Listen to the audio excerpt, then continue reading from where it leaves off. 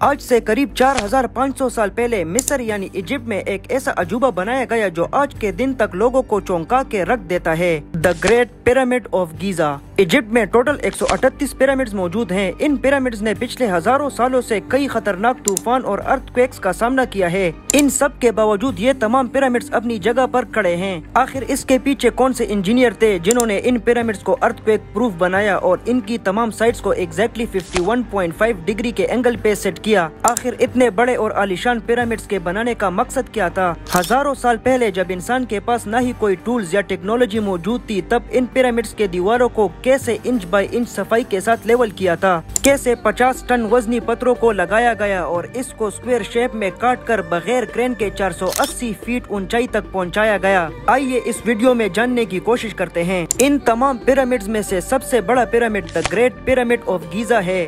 اس pyramid کے بیس کا area 13 ایکڑز ہے۔ یہ اتنا بڑا ہے کہ اس کے اندر ایک یا دو نہیں بلکہ پورے 9 فٹ بال فیلڈز آرام سے فٹ آ سکتے ہیں۔ اس پیرامڈ میں ٹوٹل 23 لاکھ بڑے پتھروں کا استعمال ہوا ہے۔ ان پتھروں میں سے کئی کا وزن 50 ٹن تک کا بھی تھا۔ اگر اس پیرامڈ کے ٹوٹل وزن کا اندازہ لگایا جائے تو اس کا وزن 60 لاکھ ٹن ہے، جو تقریباً 12 برج خلیفہ کے وزن کے برابر بنتا ہے۔ کئی صدیوں سے مختلف ریسرچ ٹیمز پیرامڈ کے کنسٹرکشن ٹیکنیک کو جاننے کی کوشش کر رہے تھے کہ آخر اس پیرامڈ کے ہر side exactly north, south, west اور ایسٹ بغیر کمپس کے کیسے سیٹ کی گئی ہوں گی۔ کئی ایکسپرٹس کا ماننا ہے کہ اس ٹائم کے انجینئرز نے سب سے پہلے ایسی زمین تلاش کی ہوگی جو لاکھوں ٹن وزنی پتھروں کا وزن برداشت کر سکے۔ اس کے بعد پولر سٹارز یعنی وہ ستارے جن کی مدد سے ارتھ کے پولز کا پتہ پڑتا ہے، ان کی مدد سے پیرامڈز کی ہر سائٹ کو مارک کیا گیا۔ نہ ہی کوئی کمپس اور نہ ہی کوئی آپٹیکل انسٹرومنٹ، صرف اس بیسک ٹیکنیک پہ ہزاروں سال پہلے اس پیرامڈ کی ڈائریکشن سیٹ کی گئی اور وہ بھی زیرو ایررز کے ساتھ۔ اگلا چیلنج تھا زمین کو لیول کرنے کا۔ جس 13 ایکڑ کی زمین پر اس پیرامڈ کو بننا تھا، اس کا لیول تھوڑا سا بھی آؤٹ ہوتا تو 23 لاکھ پتھروں کے اس پہاڑ کا کھڑا ہونا بالکل بھی ممکن نہیں تھا۔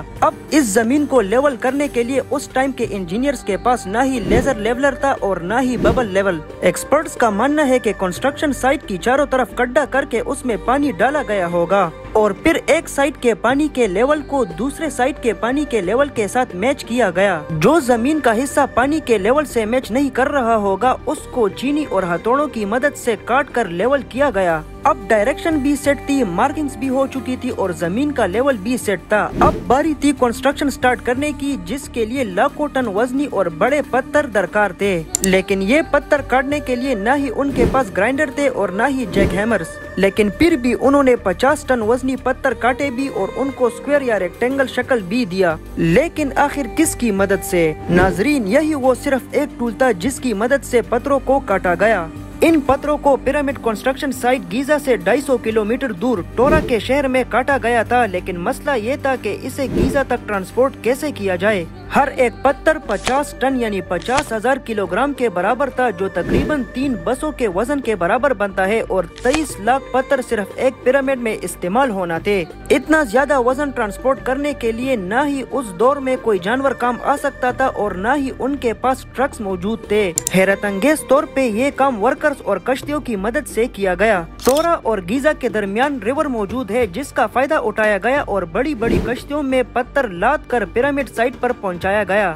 ایکسپرٹس کے مطابق یہ کام اتنا آسان نہیں۔ شپس میں اتنے بڑے پتھر کی لوڈنگ اور ان لوڈنگ میں کم سے کم 500 مزدوروں کی آرمی لگائی گئی۔ اب پتھر کٹ بھی گئے، ٹرانسپورٹ بھی ہو گئے اور کنسٹرکشن کے دوران ایک کے اوپر دوسرا لگنا بھی شروع ہو گیا۔ لیکن ایکسپرٹس کو یہ بات پریشان کر رہی تھی کہ اتنے اونچائی تک آخر یہ پتھر پہنچے کیسے؟ کئی ایکسپرٹس کا ماننا ہے کہ انجینئرز نے کنسٹرکشن سے پہلے ہی یہ پلان بنایا تھا۔